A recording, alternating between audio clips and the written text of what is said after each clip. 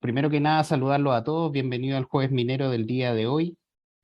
Em, Hoy nos acompaña el doctor Javier Castel con su presentación Perspectivas de la Economía Circular, su relación con el desarrollo país, industrial y ambiental. Em, y bueno, Jorge nos pidió algunos minutos, va a ser una pequeña introducción. Jorge Molina, te invito a compartir. Bueno, muy buenas tardes en Chile. Bueno, Javier también está fuera de Chile en este momento. Estamos ya, anocheciendo en Barcelona y en África, donde me encuentro yo. Yo quería hacer una pequeña introducción respecto a las tecnologías y los avances tecnológicos que ha realizado Javier en el tiempo. Yo lo conozco hace muchos años. He tenido la suerte un poco de tomar conocimiento respecto a los distintos procesos y avances que se han ido desarrollando en específico en lo que es hoy día economía circular y que en principio parte precisamente del concepto de lo que es valorización de residuos, ¿ya? Y que se podría decir que fue una segunda derivada de lo que hablan un poco de lo que era el reciclaje en un principio, de las 3R, y que fue creciendo en el tiempo. Yo para esto quería hablar un poco de nuestra actualidad. En la actualidad en que estamos hoy día, en los años 90 Chile parte con una ley ambiental en el año 94.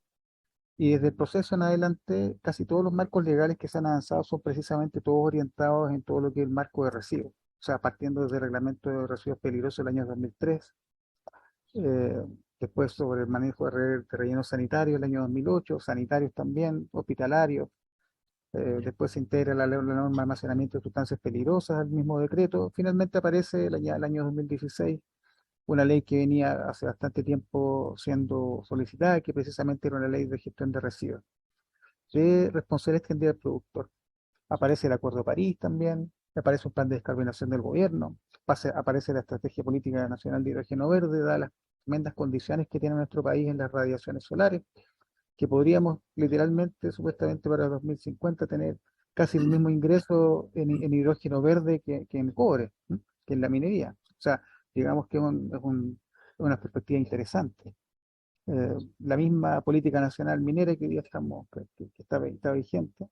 Y ahora último, la ley del marco del cambio climático que está definiendo también, se podría decir, un futuro país que en la actualidad estamos avanzando en distintos puntos, ¿m?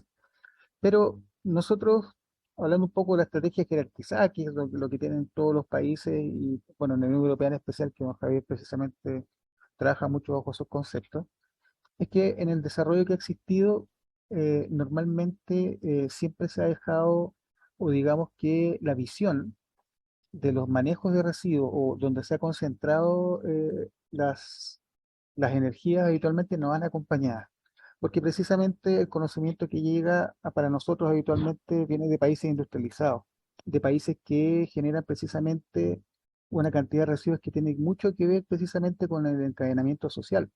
Entonces, por lo mismo van generando una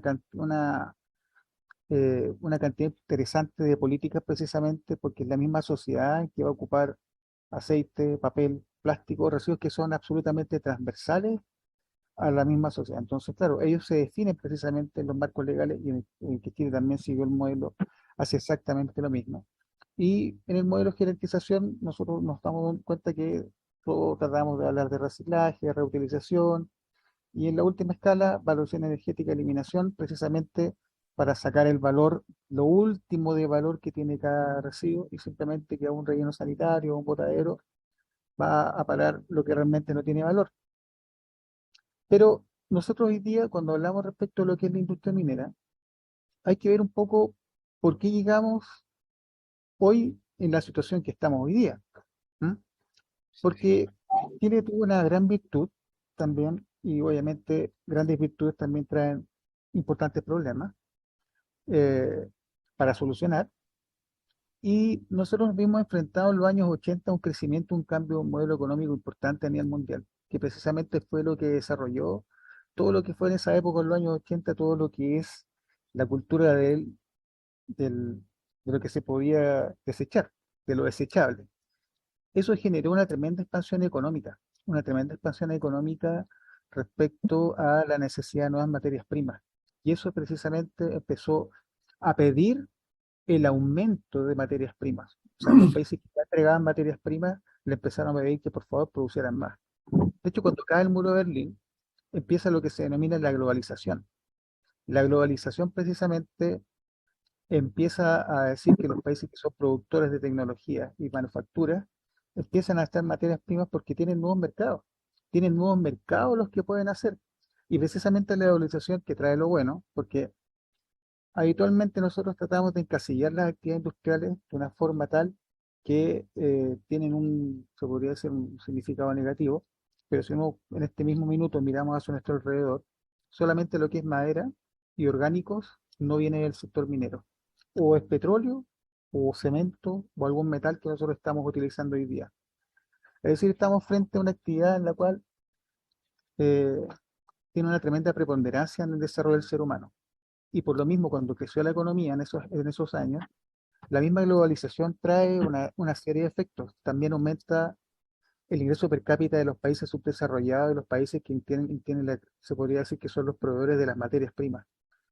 Entonces se empieza a armar una bola de nieve que ahí avanza hoy día y es lo que estamos actualmente, los tremendos crecimientos tecnológicos, porque son crecen tanto los mercados que precisamente aumentan los presupuestos del desarrollo tecnológico y hoy día se está hablando de ver cómo se analizan tierras raras para poder hacer más eficientes equipos nuevos con distintas tecnologías, minimizar precisamente los tamaños, hablan de distintos tipos de eficiencia. O sea, quiere decir que los mismos presupuestos de la misma economía han logrado avanzar en nuevos tipos de tecnología, en nuevos tipos de materiales para poder precisamente reemplazar unos u otros, ¿ya? Pero efectivamente, y con lo que estoy diciendo, la integración hoy día, el problema es la cantidad de gente que está integrada al comercio, a la posibilidad de comprar. Y eso es hoy día lo que estamos hoy día enfrentando al cambio climático, porque precisamente la industrialización, hoy día hay normas de emisiones, hace 30 años que hay normas de emisiones y se han ido mejorando, pero precisamente el consumo es el que nos tiene un poco en esta situación.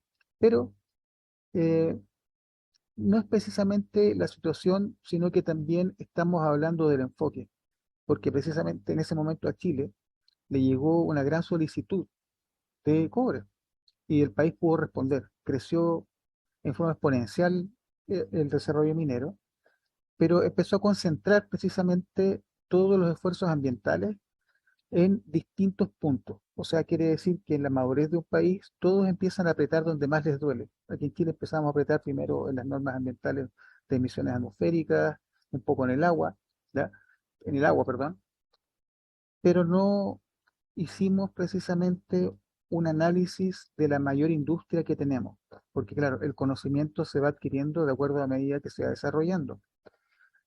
Y hoy día nos encontramos, por ejemplo, en un año 2022, en que las minas, como un poco muestro aquí en el gráfico, a medida que van disminuyendo su volumen, perdón, sus leyes, van bajando las leyes, dependiendo del tipo de proceso, o perdón, no dependiendo del tipo de proceso, quiere decir que el residuo que se va a generar es de mayor volumen, va a haber un mayor tamaño y producción de- de residuos. Y nosotros haciendo un análisis simple solamente, podemos ver y categorizar dos tipos de materias primas, básicamente, lo que es el insumo y la materia prima, ¿ya? El residuo industrial, precisamente, es lo que nosotros podemos definir que es el principal residuo que sale de la operación y que ese es el residuo precisamente que es transversal y que en la actualidad es lo que se ha concentrado actualmente todas las políticas del Estado a favor de los aceites, cómo podemos tratar los neumáticos, y se podría decir que es donde han ido las mayores exigencias para reciclar de las industrias mineras. Pero precisamente el gran gasto que existe, porque los minerales vienen en bajas concentraciones, están precisamente en los residuos que se generan de las materias primas, en los estériles, en los ripios, en los relaves que se gasta una cantidad impresionante de energía, en las escorias también y también los llamados polvos arsenicales, que no tenemos entonces hoy día una política precisamente para poder lograr el tratamiento de estos residuos o valorizarlos. Y no es porque no se puede investigar o no porque no se haya podido avanzar, porque el conocimiento está. Don Javier lo va a explicar en unos minutos más. Él va a explicar muy bien un poco lo que es la economía circular y que acá nosotros lo estamos, lo tenemos muy asociado en línea directa a lo que es el reciclaje. Lo cierto es que los residuos mineros actualmente tienen hoy día solamente una suerte de disposición. Muchas de las tecnologías que se han utilizado quizás no pasan la norma de construcción o muchas veces no alcanzan la calidad de material. Pero nosotros con don Javier años atrás, don Javier realizó unos trabajos que él va a explicar de mejor manera, que son inertizar, perdón, vitrificar en un caso que hicimos que precisamente fue vitrificar, o sea, integrar a la red molecular un residuo peligroso o un residuo que no es peligroso, contenerlo en un material de construcción. En ese sentido, se aprovecha todo lo que es la energía que se invirtió en la molienda y en este momento se aprovecha por un material de construcción. ¿M? O sea, quiere decir que el gran gasto y gran volumen que tenemos nosotros en este tipo de materiales está precisamente en la energía que uno consume para poder llegar a esto. ¿M? Y esto es uno de los ejemplos que nosotros hicimos años atrás, esto ya fue hace bastantes años, creo que el año 2003, que se hizo una valorización de los residuos arsenicales, que es un polvo de residuo peligroso caracterizado por el 148, el reglamento de residuos peligrosos. Y lo que hizo simplemente fue utilizarlo y dejarlo en una matriz vitria, y que en ese momento estuvimos avanzando bastante con Codelco. Y el proyecto segundo que era que Javier estaba desarrollando era desarrollar paneles fotovoltaicos precisamente con las escorias y con el arsénico. O sea, una valorización de alta tecnología poder avanzar con un residuo que hoy día es literalmente quizás un punto álgido en la actividad minera y que proviene de las fundiciones. Ya, proviene en dos categorías de las fundiciones. Estos fueron los resultados que esa vez obtuvimos. Obtuvimos un resultado espectacular porque literalmente casi todos los resultados provienen del error de lectura. O sea, el equipo detectó, pero no alcanzó a dar el número. Todos estuvieron en el rango de lectura del equipo. O sea, dieron muy buenos resultados. Y eso quiere decir que ya a nivel molecular, o sea, no quedaba encapsulado el material y el elemento. Otro proyecto que estuvimos viendo y que esto precisamente fue aterrizado para la pequeña minería fue fabricar ladrillos con una idea bastante antigua, que este es un horno árabe, que si ven, lo único que tiene que son los gases que los dispara por abajo. Tiene la captación, la convección la tiene, y con eso uno aprovecha de secar también los ladrillos que vienen para la producción posterior. Eso siempre lo estuvimos pensando para la pequeña minería, porque en realidad con 1 millón de toneladas se pueden hacer 3 millones de ladrillos, por decir algo así, que es un número. Eh, lo que, claro, una gran minera eso lo hace en un día, ¿no? No es una solución, se podría decir final, pero sí, por ejemplo, para una pequeña minera que quiere optimizar su relave, que eh, quiere lograr eh, una actividad económica aledaña, complementaria a su actividad, va a ser muy interesante.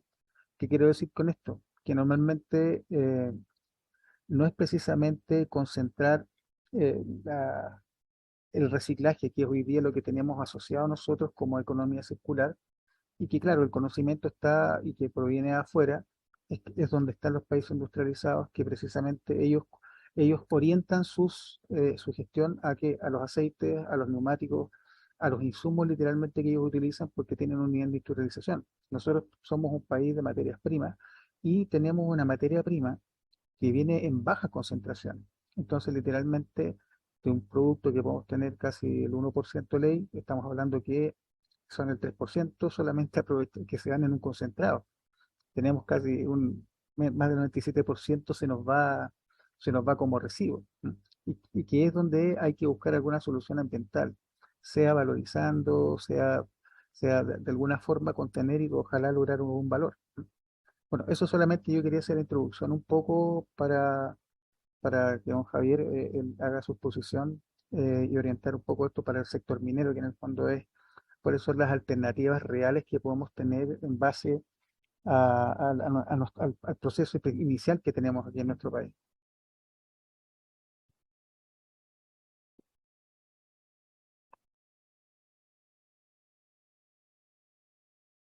Don Javier, proyecto yo. Sí, Vale. Bien. Pues, en primer lugar, buenas tardes y muchas gracias por invitarme a dar esta pequeña charla, bueno, que va a ser un poco comprimida porque en 3/4 de hora va a ser un poco difícil de exponerlo, pero haré un esfuerzo. Yo voy a hablar un poco de la economía circular. La economía circular es un concepto muy amplio que abarca desde las materias primas a las emisiones y la valorización. O sea, es un concepto muy amplio. Y por eso voy a hacer también un comentario sobre la circularidad de los procesos. La economía circular y los residuos, como ahora estaba hablando Jorge, y finalmente el tema del CO2, porque el CO2 yo entiendo que es actualmente un residuo muy complicado, pero que tiene un futuro importante. Y vamos a empezar a hablar un poco de la economía circular y los materiales, ¿no? O sea, los materiales es el origen de toda la problemática o, si quieren entenderlo de otra manera, de la solución. Yo tengo los materiales, pues las rocas de donde yo extraigo un mineral, ¿no? Pero todo esto lo hago gracias a una energía. Entonces, en primer lugar, hay que diferenciar entre lo que llamamos la energía embebida, que es la energía precisa para conformar el material, que luego pondré un pequeño ejemplo, y la energía en uso. La energía en uso es cuando yo hago el material de construcción y lo pongo en servicio. Material de construcción, tengan presente que al menos en Europa, cuando tú haces una vivienda, hay que calcular las pérdidas de calor, ya sea pérdida o ganancia, pero durante 50 años. En cambio, la energía embebida se refiere solo en el momento que tú fabricas el material, pero tiene que haber una correlación entre la energía embebida y las pérdidas. En cualquier caso, la energía es lo que provoca las emisiones, y las emisiones es el que todo el mundo habla o hablamos, ¿no? Y lo que hemos de procurar es la descarbonización de la economía. Entonces, vamos a definir un poco los materiales. Yo hablo de España porque tengo las estadísticas españolas y atrasadas porque son del año 19, como ustedes ven aquí. Y entonces el material en total en España usamos 425 millones de materias primas, de materiales, ¿no? De los cuales el más importante son los alimentos y después ya viene el concreto, con 80 millones de toneladas año.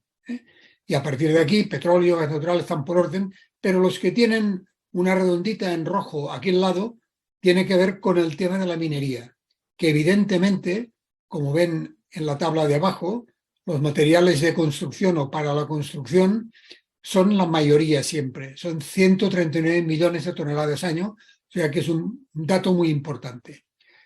La otra cara de la moneda es que, por ejemplo, en España, nosotros importamos 15 millones de toneladas de alimentos año, pero tiramos, o sea, botamos 16 millones, o sea, más de lo que importamos, para que tengan una referencia del tema de la pérdida, que ahora lo expondré un poco más detenidamente, ¿no?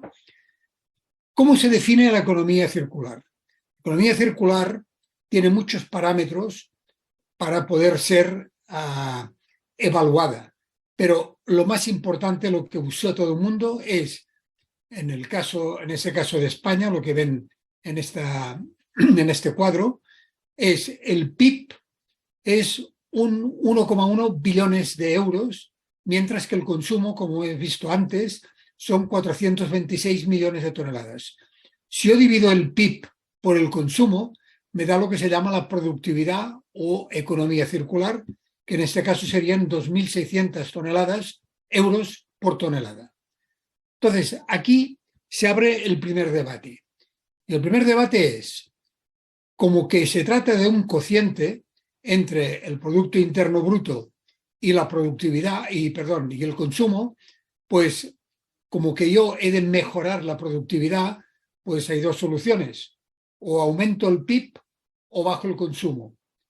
Hay quien dice que no se puede aumentar más el PIB, que ya está muy alto, y hay quien dice que no habla del consumo, pero el consumo es el responsable después de los residuos.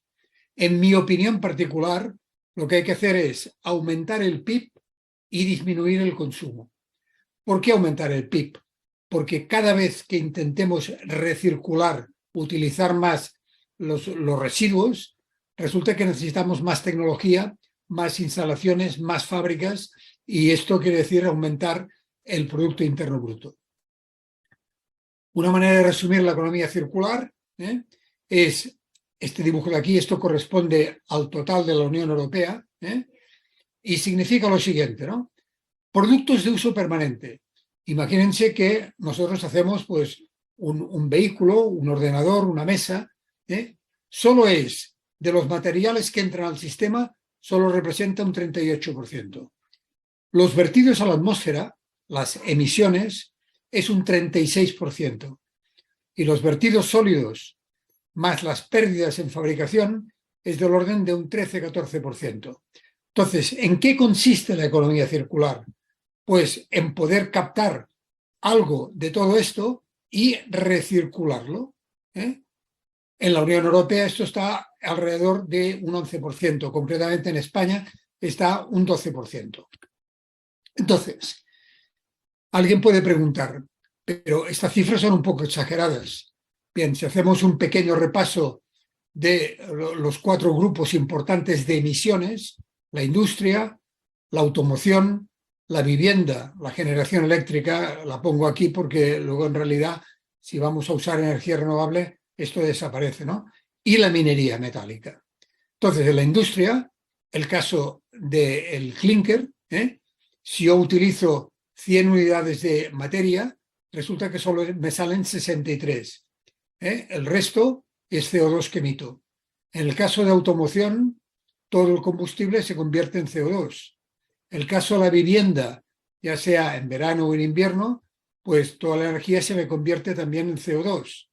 Y en el caso de la minería, pues hay un mineral que entra y tenemos ratios de aprovechamiento del 1, del 10, depende de lo que yo use, pero la mayoría es un residuo y también emisiones de CO2. Aquí quiero representar un poco el potencial de circularidad de los diferentes sectores y el rol que estos sectores hacen en la economía. Por ejemplo, el sector turismo en España es muy importante, esto depende del tamaño del círculo, la salud pública también es muy importante. En cambio, hay sectores pequeños, como puede ser el del agua, los materiales o la minería.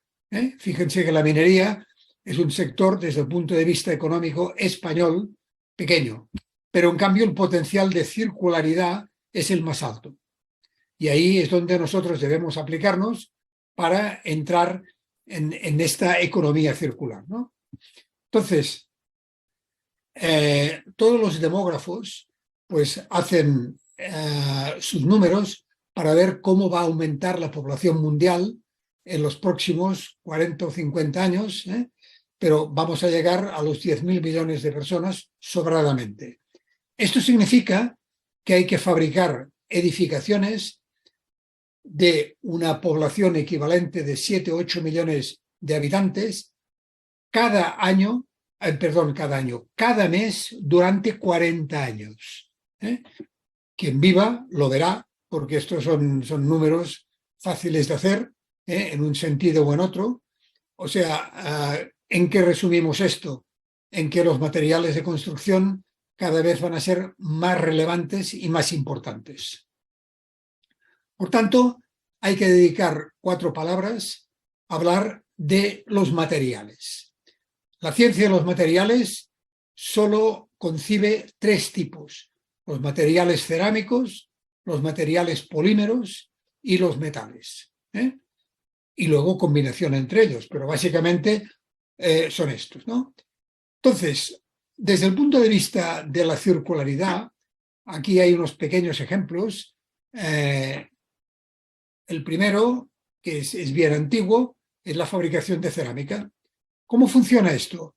Tomamos una cosa que se llama arcilla, que la arcilla, de hecho, no es nada, es una mezcla de minerales de arcilla, en la cual también hay pues cuarzo, hay feldespato, hay otras cosas, ¿no? Y este mineral le aplicamos calor, aquí es el punto fundamental, le aplicamos energía y hacemos un material de construcción. Si lo que hacemos es una mezcla de arcilla y caliza, le aplicamos energía, hacemos un clinker, le agregamos agua, arena y grava y hacemos el concreto. Y si yo lo que hago es cuarzo más caliza más carbonato sódico, aplico energía y hago vidrio. Son ejemplos de materiales cerámicos que luego hablaré un poco más de esto, ¿no? Los materiales polímeros, el concepto se invierte. Lo primero que hay es energía de la fotosíntesis, ¿no? Y tenemos todo un sector muy importante de historia, que son los petróleos o el gas natural, que esto da lugar a los plásticos, en el caso de los materiales, o los de reciente fabricación o producción, que son los vegetales donde extraemos la madera, ¿no? O combinaciones de uno y otro. Y finalmente están los metales, que aquí gastamos energía, volvemos a estar como al principio, gastamos energía, hay un proceso, y al final lo refino y obtenemos el metal. Cuando esto lo llevamos a la práctica, en un edificio convencional, pues los materiales cerámicos, que son estos que están aquí en primera parte, pues ocupan el 93% en términos de peso. O sea, el 93% de los materiales de un edificio de viviendas en Europa son materiales cerámicos. Los polímeros representan un 3,7%, mientras que los metales es un 3%. Es importante tener un orden de magnitud de estas cifras que estoy diciendo yo, porque en toda la edificación, excepto la gran obra pública, los muelles, las autopistas, ¿no?, que básicamente es concreto, o sea, con lo cual este valor del 93% todavía se alzaría más, sería más alto, pero aquí volvemos, o sea, esto es el gráfico, ¿no? Aquí están los materiales cerámicos, los metales y los polímeros o las mezclas que puede haber entre ellos. Por ejemplo, el concreto es un material compuesto, un material cerámico puramente hablando, y el acero que lo refuerza, ¿no? Sería una mezcla de los dos, ¿no? Y aquí hay ejemplos. Pero lo que sí quiero yo explicar sobre esto es lo siguiente. Aquí está la tabla, en el caso de España, del hormigón y todos los materiales que se utilizan básicamente para la edificación. Son 140 millones de toneladas. Aquí está, ya sean viviendas, sector terciario u obra pública. Fíjense que el valor que he hablado antes yo, materiales cerámicos, lo normal, lo típico es el 93%. Los metales un 3,5% y los polímeros un 3,5% aproximadamente. Pero la energía embebida que yo necesito para hacer los materiales cerámicos es un 48%, mientras que los metales se absorben el 24% y los polímeros un 27%. ¿Qué conclusión rápida hay que sacar de esta transparencia? Pues que los materiales de construcción deberían ser básicamente cerámicos. ¿Por qué? Pues, en primer lugar, porque tienen una energía embebida muy baja. Fíjense que con una cantidad del 93% en peso, solo tienen una energía embebida del 48%.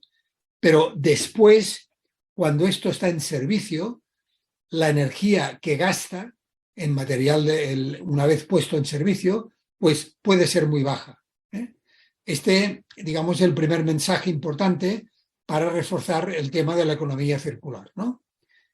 Si correlacionamos en economía circular con sostenibilidad, este gráfico es más complicado, pero el producto, nosotros queremos diseñar un vestido, un aparato electrónico, hay un diseño, hay cómo hay que fabricar este material, luego viene el coste, se calcula el coste del producto, el uso y fin de la vida útil. Y esto va al relleno sanitario.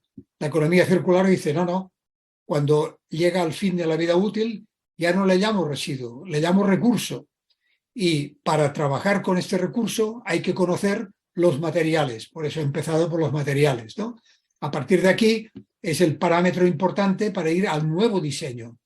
Pero este diseño hoy en día tiene que ver con el origen de la energía que yo voy a usar, la energía embebida que esto va a consumir, cuál intensidad energética va a tener, qué cantidad de carbono le voy a añadir, y todo esto me configura el nuevo diseño que demanda o que predice o que exige la economía circular.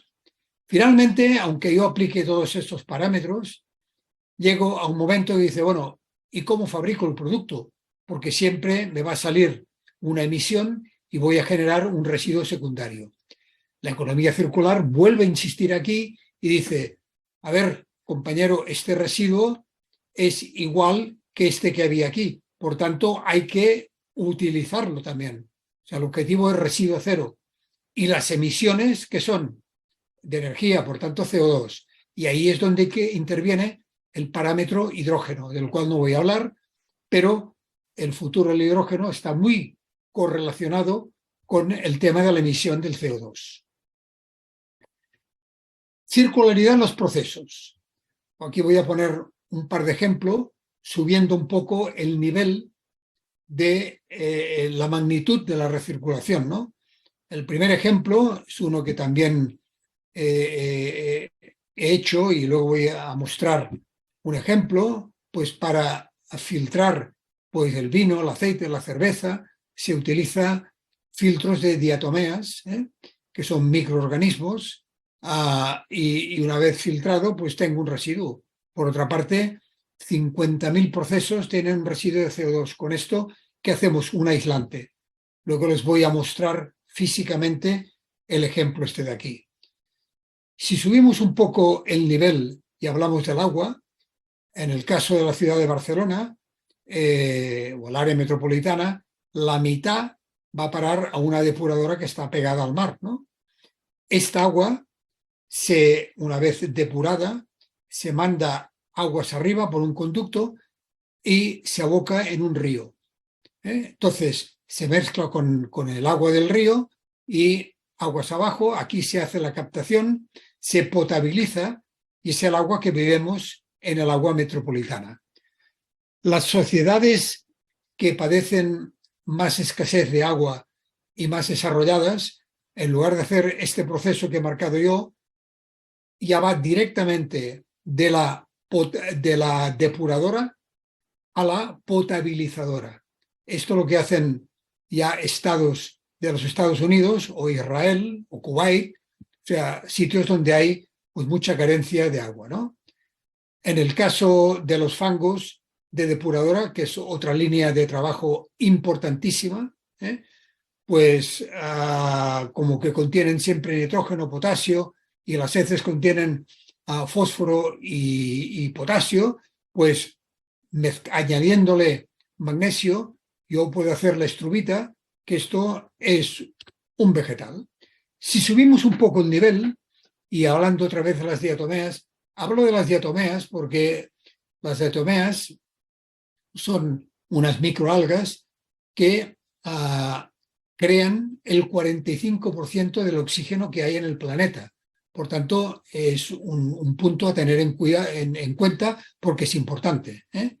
Entonces, resulta que durante los millones de años que esto funciona, pues una parte se ha enterrado, ha dado lugar pues a combustibles, pero otra parte que se hundió en el océano, pues los movimientos tectónicos lo han levantado, y aquí en el centro de África, en el Chad, pues en el desierto hay una cantidad astronómica de diatomea muerta, que esto es lo que los vientos se llevan hacia la cuenca amazónica y es lo que alimenta realmente el nutriente del orden de 50 o 60 millones de toneladas al año.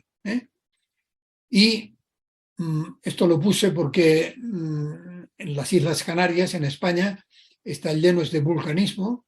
¿Y qué hacemos con la parte fina de la ceniza volcánica?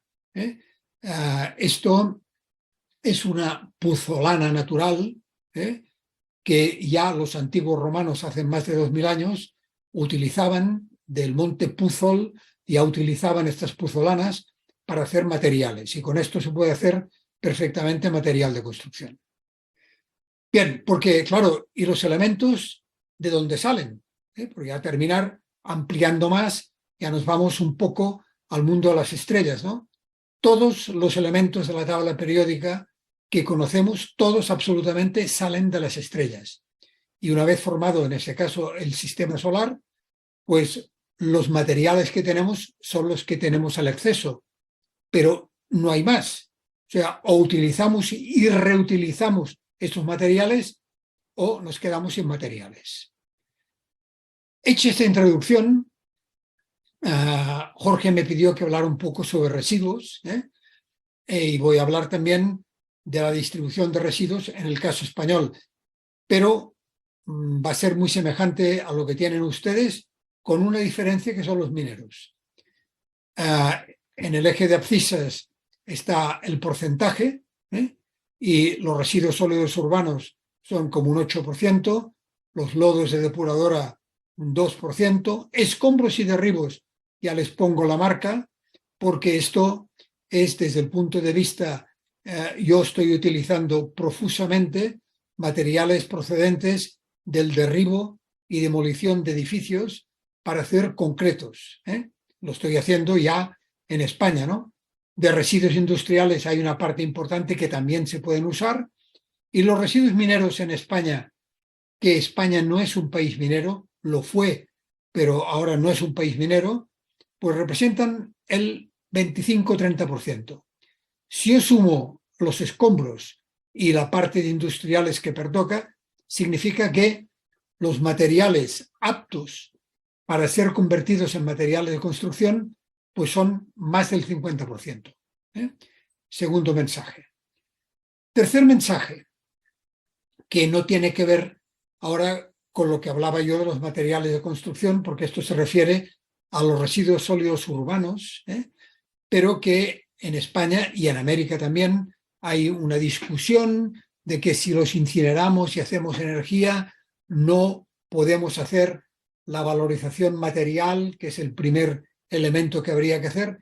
Bueno, esto es una estadística de lo que había en el año 19 en toda Europa. Fíjense que lo que está en color amarillo es la valorización energética, y lo que está en azul es la valorización material. Fíjense que todos los países avanzados o más desarrollados no llevan nada o casi nada al relleno sanitario, pero son los que más valorizan materialmente. Y hago esta apreciación porque en toda América, que me conozco, gracias a Dios o por suerte, ¿no?, todo el continente americano, desde el Quebec hasta la Tierra del Fuego, pues yo he oído hablar contra la incineración. Y la incineración bien hecha está en todas las ciudades europeas, la mayoría, no pasa nada. Y que yo sepa, en la América Latina, ahora se va a licitar una primera incineradora en Colombia, la primera. Pero que es un parámetro a tener en cuenta, porque dejando aparte los residuos urbanos, esto también hace aplicación a muchos residuos industriales. Entonces, en el caso de la jerarquización de residuos, la valorización material, que es lo que voy a poner ejemplos ahora, o la reutilización, y finalmente la energética. Pero es un parámetro que hay que tener en cuenta. Un comentario sobre los vertidos y las emisiones. Para que tengan ustedes, esto es una estadística oficial del Estado español. Por cada tonelada de residuo urbano que se vierte a un relleno sanitario, se generan 35 kilos de metano. Como que el metano tiene una equivalencia del orden de los 30-35 kilos de CO2, significa que se genera 1,2 toneladas de CO2 por cada tonelada de residuo urbano que se vierte, cuando esto puede ser perfectamente reciclado, como hemos visto hace un par de transparencias, ¿no? Tecnologías que se pueden aplicar a la circularidad de los residuos. Aquí voy a hablar, en primer lugar, de las tecnologías basadas en la carbonatación. He dicho antes de que el CO2 es realmente el residuo más importante y más conflictivo que tenemos, y es el que presenta más dificultades para poder eliminarlo o poder al menos evitar la gran emisión que hay, ¿no? En el caso de la carbonatación, que hace años que trabajo en ello, pues lo que se trata es de usar la emisión de CO2 para carbonatar residuos, ¿eh? Y les voy a mostrar un ejemplo, o dos ejemplos que tengo aquí delante, porque yo entiendo que esto es una tecnología de futuro muy importante. La segunda son las tecnologías basadas en la química también, pero en este caso lo que se llaman los geopolímeros, ¿no?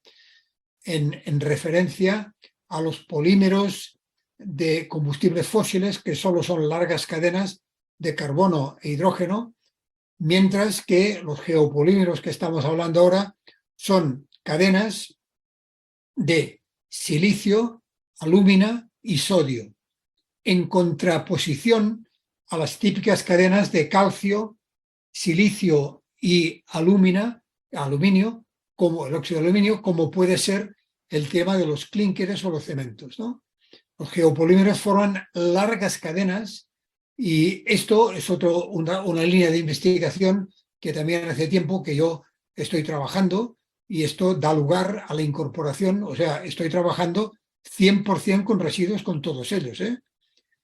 La tercera es una bien conocida, que es el aplicar un clínker para consolidar la pieza, ¿eh? Pero el clínker es un producto que se hace con mucha energía, tiene una huella de carbono muy importante. En cambio, los geopolímeros o la carbonatación no precisan ningún tipo de aplicación energética, ¿eh? Y finalmente, las tecnologías basadas también en química y calor, pero cerámicas, ¿eh? En ese caso, podemos distinguir entre las cerámicas aislantes, fundamentales para la construcción de viviendas que sean amigables con el cambio climático, las pérdidas o ganancias de calor que hay en el parque de viviendas, por cierto, en toda Europa, o sea, no es que esto sea solo en América, en toda Europa. Las cerámicas densas, que estas no son aislantes, pero tienen su cometido estructural. Y finalmente las cerámicas vitrificadas, ¿eh? Y ahora voy a poner un ejemplo, que lo que estamos haciendo en estos momentos, que es una conferencia a distancia, tiene muchas ventajas, pero tiene inconvenientes. Esto que les muestro, imagino que lo podrán ver, esto y no tiene ningún peso, es un material aislante que yo he hecho a partir de diatomeas y CO2, ¿eh? Y tiene unas características de aislante térmico que puede, es esta foto, que puede sustituir al poliestireno expandido que nosotros usamos para aislamiento térmico en viviendas, ¿eh? Una primera aplicación. Una segunda aplicación, también les muestro, si lo pueden ver, esto es una pequeña equivalente a una cerámica, eso está hecho 100% con residuos también. En este caso, yo utilicé una escoria blanca de una acería y CO2, naturalmente, ¿no? Y con esto también he hecho algún pinito en el tema de la minería, industria, o sea, en materiales de construcción y demolición, carbonatación y pavimento, ¿eh? El tema cerámico, este es más conocido, pero claro, hay que gastar una energía embebida para su fabricación. Tema cerámico, aquí tienen un ejemplo de un ladrillo denso, pero hecho con residuos, porque si no, no tendría lugar aquí explicar el porqué de esto, ¿no? Mientras que el que está a la derecha es un material también residual, donde yo he incorporado un material orgánico, el cual produce durante la cocción cerámica una porosidad cerrada, que es el origen del aislamiento térmico. En la vitrificación, aquí también les puedo mostrar la muestra. Esto es lodos de depuradora, que en su día lo hice esto en Barcelona, gasifiqué el lodo de depuradora, esto dio un gas de síntesis que se valorizó energéticamente, y con el resto yo hice pavimento, que es lo que acabo de mostrar, ¿no? Fíjense que el color este es un color rojo y esto es porque tiene una serie de metales de valencia 2,3 que son metales cromóforos, dan color. Si me hubiese salido un vidrio transparente, hubiese significado que los metales pesados los hubiese emitido la atmósfera. Aquí están. El que les voy a mostrar ahora, también tengo la muestra aquí delante, es un material, en este caso chileno, porque esto, el gobierno de Chile, hace unos años, aproximadamente 13, 14 años, ¿no?, me dijo que en lugar de hablar tanto, que hiciera sobre polvos arseniacales, que los vitrificara. Y esto de aquí me exigió el gobierno que hiciera una lixiviación con ácido sulfúrico. No lixivió nada. Yo en mi vida he hecho pues muchas toneladas de esmalte cerámicos que son primos hermanos o hermanos de ese tipo de material, ¿no? Entonces, este proyecto era entre una empresa española y Codelco, de la cual yo era el tecnólogo, ¿no? El proyecto se quedó en esta parte, y yo posteriormente hice la última parte que también les muestro aquí en pantalla. Esto que ven aquí es lo que está fotografiado, que es aplicar los materiales absorbedores a través de un proceso serigráfico sobre el vitrificado. Entonces, mi idea era no fabricar, digamos, baldosas, sino fabricar tejas y sobre esta teja aplicar el acabado fotovoltaico. Lo que pasa es que esta parte no se llegó a hacer porque la empresa española en el año 9, debido a la crisis económica, quebró. Y para terminar, les quiero hablar dos palabras sobre el CO2 en grandes cantidades. Yo hablo mucho de esto e intento trabajar mucho sobre el tema del CO2 porque en todas las grandes universidades y en todos los centros tecnológicos se está trabajando mucho en la electrólisis del CO2. El CO2 es un material, un producto muy complicado para hacer electrólisis. Hay que rodearlo de unos materiales, unos catalizadores que lo hagan soluble, y dentro de esta electrólisis, que tiene que ser naturalmente con energía verde, pues yo lo que hago es una reacción entre el CO2 y el agua, y me da directamente etileno. ¿Por qué el etileno y no otro producto? Empiezo a hablar por el etileno, porque el etileno es el padre de todos los plásticos. Y, digamos, en ese caso un poco futurólogos, lo que dicen es que los combustibles fósiles tienen que desaparecer. Bueno, pues si desaparecen los combustibles fósiles, son sustituibles, pero se seguirá extrayendo petróleo para fabricar plásticos. En ese caso, directamente, con esta reacción lo que se consigue es el etileno y de aquí obtener el plástico que se quiera. Y termino con las grandes aplicaciones de CO2, los estudios digamos, sobre temas de cambio climático, lo que hacen hincapié es usar grandes cantidades de CO2 en básicamente metanol. En ese caso, les puedo decir que cerca de Barcelona se va a construir una planta de convertir el residuo sólido urbano en metanol a partir de un proceso de síntesis y luego la síntesis propiamente dicho, el gas de síntesis, y de aquí pasar al metanol. El metanol es el producto más vendido del mundo, producto químico más vendido, y pasar de metanol a etanol es fácil, muy fácil. Y pasar del etanol al etileno no es tan fácil, pero también se hace. Sustituto del plástico y, por tanto, un proceso muy importante. Esto no solamente tiene que ver con el tema del etileno que he dicho antes, pero también con el tema de la urea. La urea se usa profusamente en la fabricación de fertilizantes, ¿no? Y todos los estudios, al menos los que yo he dirigido, pues dicen que en el año 50 y si me equivoco yo estaré en otra galaxia y por tanto no me podrán criticar, es que la urea, la emisión más importante que tendremos en el año 50, al menos en España, es debido a la fabricación de fertilizantes, debido precisamente a la generación tan inmensa que hace de un gas de efecto invernadero, un óxido de nitrógeno de efecto invernadero muy importante. Y después en la industria de la alimentación. Y para, digamos, los que ellos dicen aplicaciones de media escala, pues la mineralización, la carbonatación, que es lo que yo estoy trabajando, y luego también polímeros. Y con esto, pues me ciño, me parece, los 45 minutos que me han pedido. Les agradezco mucho su paciencia y quedo a su disposición por si alguien quiere hacer alguna pregunta. Muchas gracias. Perfecto, doctor Javier, muchas gracias por su presentación.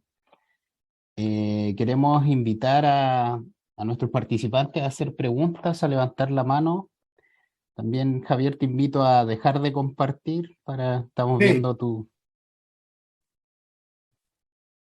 ¿Alguna pregunta? Acá tenemos una pregunta en el chat. Pues Te solicitan una recomendación sobre textos o libros sobre economía circular. bueno, pues entonces me permitirán que haga, no sé si ven aquí, ¿ven donde estoy señalando el cursor? No ven. Sí vemos. Sí ven. Bueno, esto es una colección de 15 tomos sobre economía circular que yo he escrito. Esto se publicó hace 3 años aproximadamente, ¿no? Primero empezar a hacer propaganda de mí mismo, ¿no? Esto es la economía circular en una serie de sectores, entre ellos el minero, que de esto saben ustedes mucho más que yo, porque yo en todo caso lo que hago es trabajar con el residuo, ¿no?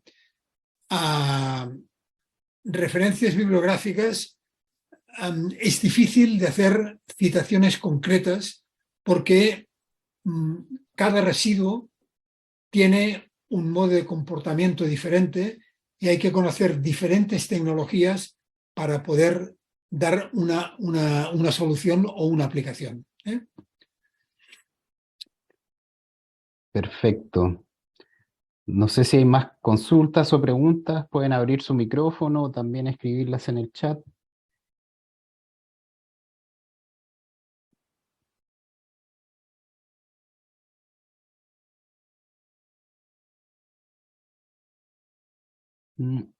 No sé si Jorge Molina quizás nos quiere comentar Hola. algo. ¿Me Paolo, escuchas? Hola. Sí, Pablo Valenzuela por acá, alias Paolo Valeni. Me interesa saber, en particular en lo que es el cierre de minas, si él nos puede hacer una recomendación directa sobre qué procedimiento usar con determinados materiales que se puedan encontrar en los botaderos. ¿Cómo se puede tratar eso? A ver, el cierre de minas como tal no es mi tema, ¿eh? Ahora, si usted me dice o me pregunta, lo hacemos normalmente con este material, entonces podría discutir un poco, ¿no? O sea, yo entiendo que ustedes tienen relaves para dar y regalar y a partir de Claro. aquí pues, usar alguna de las tecnologías que yo he citado para hacer elemento compactador, si es que tienen que cerrar más o menos herméticamente la explotación, porque no les puedo decir más, porque de la tecnología de explotación de minas no sé nada, ¿no? Claro, el tema estaría referido a eso, en particular a los relaves que usted tocó el tema y en particular el mío es algunas menas de baja ley de cobre, ya Sí, de sí, óxido pero, o sulfuro. sí, pero digamos, utilizar estas menas de bajo valor para hacer material para el cerramiento de la mina, está hablando. Eh, Tratar de hacer economía circular con esos materiales y no queden depositados por el resto de la vida en Ya, sectores mineros, por ejemplo. ya. Pero a ver, que quede claro una cosa, ¿eh? Hablamos de economía circular, yo tengo un residuo, utilizo una tecnología y alguna materia prima, aunque sea en cantidad muy pequeña, o CO2, ¿no? Para hacer un material de construcción que lo puede usar para lo que quiera. Pero piense que si se hace esto, no va a recuperar los materiales que hay dentro, ¿eh? Ok, ok. Claro, si quieres recuperar el metal, lo que sea, es un proceso químico más o menos complicado, será más complicado que otra cosa, pero sobre La esto verdad, tampoco. la verdad es que no es recuperar el metal, sino que evitar las consecuencias por el drenaje, por la acción del agua, lluvia Ah, y la generación bueno, de ácido o sí. elementos como eso. Entonces, concretamente, si recuerdo lo que yo he hablado de la vitrificación, he hecho el mensaje, he dicho claramente de que el color era rojo o rojizo, marrón, Claro. porque todos los metales quedan atrapados en la estructura atómica y por lo tanto no lo exhiben. He dicho, el gobierno chileno me pidió que hiciera la lixiviación con ácido sulfúrico y no lo exhibió nada, ¿no? O sea, Ya. esto es una tecnología, lo que pasa es que hay que valorar también si los números le van a salir, porque el tema de la vitrificación comporta una energía embebida importante, ¿eh? Ya le he Claro, dicho que pero hay una relación entre energía embebida y energía en servicio, ¿eh? sería energía limpia la que se podría usar eventualmente, Bueno, con energía puede ser hidrógeno limpia. verde. No, no, claro, puede ser verde, pero lo que tiene que ser es que la energía sea mínima y la vitrificación no tiene una energía mínima. En cambio, la carbonatación sí. No sé, es que hay que estudiar el problema en particular, ¿no? Ya, y en términos de posibilidades de uso de ese material vitrificado, ¿cuál sería Pues mire, posterior? lo que yo he dicho antes, o bien se hacen tejas, que además se puede serigrafiar y se puede aplicar encima un captador solar para hacer electricidad, ¿eh? O ¿Ya? bien pues se hacen pavimentos. Lo que pasa que, también esto lo digo públicamente, ¿eh? Tú puedes decir que esto es un material sostenible, pero no un material en el cual has incorporado arsénico o, no sé, algún metal pesado conflictivo, como puede ser el cobalto, puede ser el cromo, puede ser tal, ¿no? Porque entonces la gente que no tiene conocimiento, y con razón, dice, yo no me voy a poner una baldosa que tenga arsénico en mi casa, ¿no? Claro, y cuando bebemos champán en aquellas copas que hay que tienen un color amarillento, aquello es un vidrio que tiene un 33% de plomo, ¿eh? Plomo es un metal pesado muy conflictivo. ¿Hay algún problema? Ninguno. Usted puede llenar la copa de ácido sulfúrico y beberla, que a la copa no le pasa nada, ¿eh? O sea, hay que saber qué ventajas y qué desventajas tiene, ¿no? Ok, Ventajas todas. Ahora, hacer propaganda yo haría poca, ¿eh? Porque la gente no tiene por qué saber el problema del cromo o del plomo o del arsénico, ¿no? exacto. Muchas gracias. De nada. Sí, también Bueno, teníamos a Juan Pastén con la mano alzada. Juan, ¿estás por Sí, mira, ahí? ya estamos en la hora de cierre, discúlpame, entonces va a ser muy corto. Yo estaba incursionando en este tema de procesamiento de residuos, distintos tipos de residuos, no muy amplios en el área minera. Y normalmente estamos partiendo con una caracterización bien profunda, digamos, de acuerdo, utilizando tanto la caracterización química como también la caracterización petrográfica de Sí, los componentes del residuo para poder estimar cuáles sí, sí, pueden aportar valor y también aquellos que pueden representar un riesgo ambiental, ¿no es cierto? sí, Ver cómo, si, a qué compuesto llevarlo para que sean tolerables o aceptables, digamos. Porque no sí, es el metal en sí, el metal puro, el que produce efectos ambientales, son los compuestos de Sí, ese sí, mismo metal, ¿no es cierto? El caso del claro. arsénico es muy típico. El arsénico trivalente o el pentavalente tienen Sí, comportamientos ambientales totalmente distintos. sí, sí. Lo mismo pasa con el cromo. Exacto, exacto. Yo como ceramista, el cromo 3 lo he usado profusamente. En cambio, el cromo 6 hay que Sí, apartarse. así es. Bueno, Jorge Molina también tiene la mano alzada. Sí, un poco para la primera persona que hizo la pregunta. Realmente, y bien sincero, cuando uno habla de un proyecto ambiental que va a recuperar minerales, si vamos a recuperar un 0,5 no le podemos colocar un nombre de economía circular. Lo que estamos haciendo es un proyecto industrial, porque literalmente la concentración ambiental está en el 99% de la masa, ¿ya? Entonces, eso digamos que no tiene unas características, ya más un concepto de reprocesar minerales. Eso todavía estamos hablando de darle vía útil al proyecto minero simplemente, ¿ah? Pero digamos que es para poder hacer la última pasada antes de cerrar la mina, ¿no? Entonces, claro, bajo ese aspecto no se puede en fondo hablar que una recuperación de metales tendría que ser orientada como a un plan de cierre, digamos que no tiene un concepto ambientalmente. Lo correcto sería aprovechar el otro 99%. ¿Qué es lo que preguntaría yo? ¿Qué va a hacer con el 99% de lo que va a dejar ahí después? ¿Mm?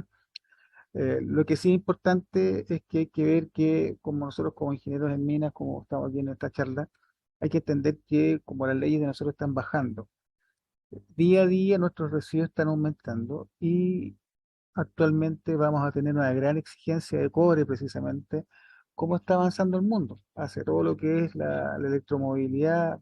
Todas las estimaciones hablan de que van a haber grandes exigencias respecto a la cantidad de cobre, va a haber hidrógeno también verde, va a exigir mucho litio también.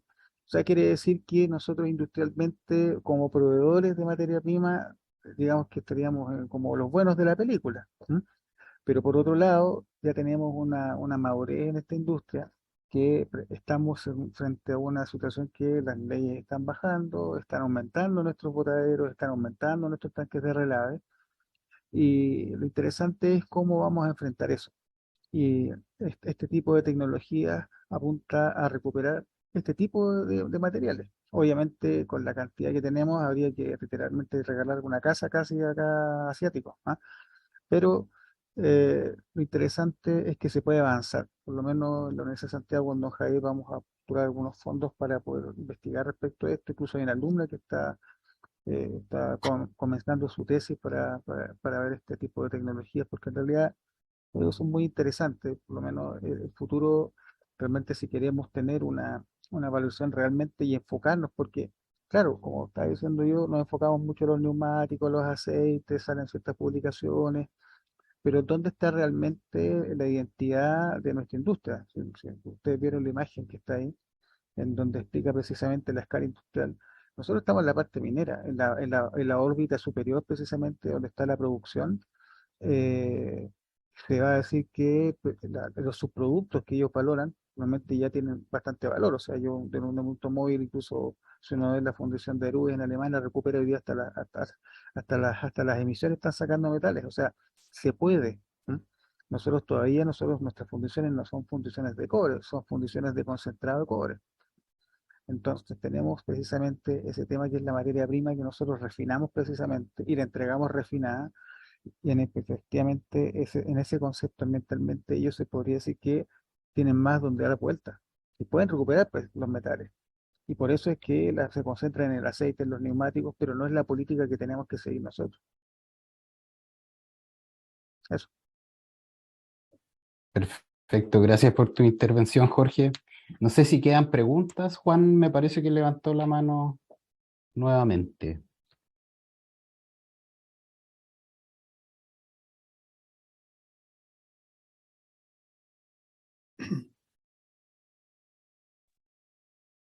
Al parecer no tenemos más preguntas. Javier, quisiera de nuevo agradecerte ¿No? tu disposición de participar. Excelente presentación. Y esperamos tenerte de vuelta en algún próximo jueves minero también.